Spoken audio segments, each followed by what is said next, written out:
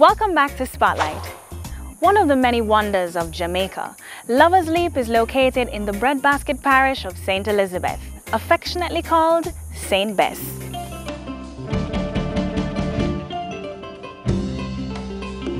The beauty spot emerges where the Santa Cruz Mountains come to an abrupt end at Jamaica's south coast, exposing a 1,700-foot vertical drop down to the waves crashing on Cutlass Bay. The lookout provides a fantastic vantage point to see for miles out to the Caribbean Sea. Along the coast, the view stretches as far as Rocky Point, Clarendon to the east and to Treasure Beach in the west. My name is Amanda Clark, Tourism Training Officer for Mandeville on the South Coast with TPDCO. Lover's Leap is situated in the parish of St. Elizabeth and in the school district of Yardley Chase. The price to come in, it's $300 per person, and we're open from 9 until 7, so 9 a.m. until 7 p.m. in the afternoon. The activities that can be done here, if persons are interested in keeping their weddings here, but we're open to that. School trips, especially persons doing history, to learn a little about the history that has been here as it relates to the plantation, and also for family fun days and fam trips. Next to the property, you can see Jamaica's most recently constructed lighthouse, the Lover's Leap Lighthouse. Or you can take a 5-mile hike down to Cutlass Bay. We took a tour of Lover's Leap with Tamelia. Here are some highlights. Afternoon, I'm Tamelia. I'm going to be a tour guide for today. I want to welcome to Lover's Leap attraction. It's a walking tour, so we're starting out here on the compound. We're telling about the different trees that we have on the compound presently, giving the history of the compound and the story. The duration of this tour is about 5 to 10 minutes in length. It's not a very long tour. As you go along, you notice that we have various warning sign in placement.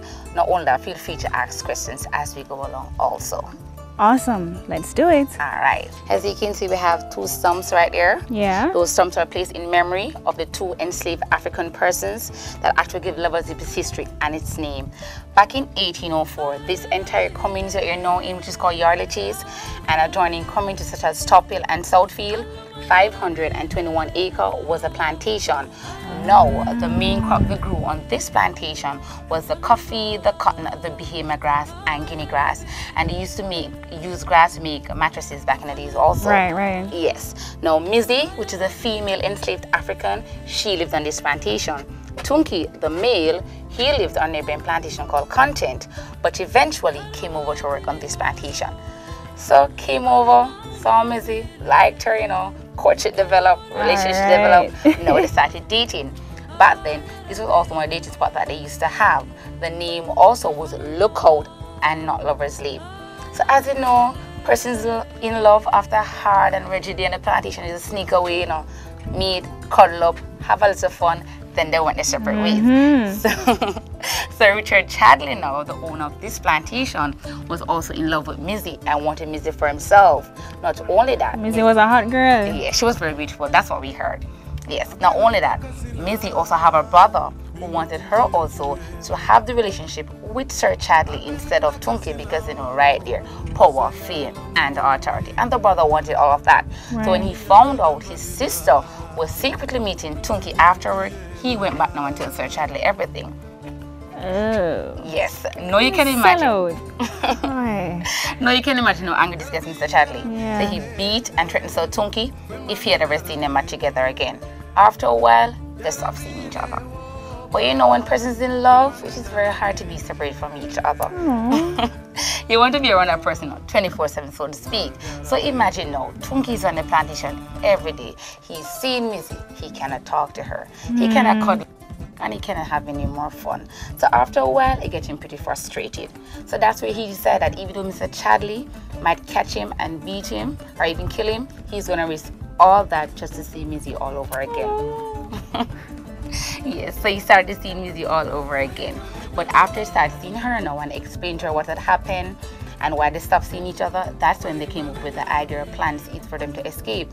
That was a pretty good idea, a pretty good plan, because this cliff you're now looking at is 1,750 feet above sea level, and you have caves down there also. Oh. Yes. So you know this would be an ideal spot for anybody to escape, because once you reach down in that forest there, that's it. There's Nobody's no gonna way find you're you. gonna find him. That was the plan they had. But guess who intervened again? The brother. Yes, he overheard the plan. And you know where he went again and who him tell? Sir Chadley. Now you can imagine how angry this gets Mr. Chadley again. Yeah. Only this time though, he didn't react at the same time. He waited until the appointed time came for them to make that escape. That's when he chased after them, and that's how this community that you're now in also gets its name. The Yardley comes from Mr. Chadley because they chased after the slaves. The name this community Yardley Chase. No. You're chased at the point and you reach the edge of a cliff. Where can you go? Remember, if they had gone backwards, Sir Chadley is right behind him, and you know he's not coming alone, and there's no way Tunky could have fought off so many persons by him poor little self. So that's when they decided, you know what, it is easier for us to die as lovers than to live a life and to be separate. Wow. So that's when they took their final embrace, they held hands together, and they just left. Wow. So hence to get the name Lovers Leave. And this is where they left from. Not exactly the spot, but we placed it there. As you can see, that's the only cliff that's stretching outwards now. That's why we actually placed them there in memory of them.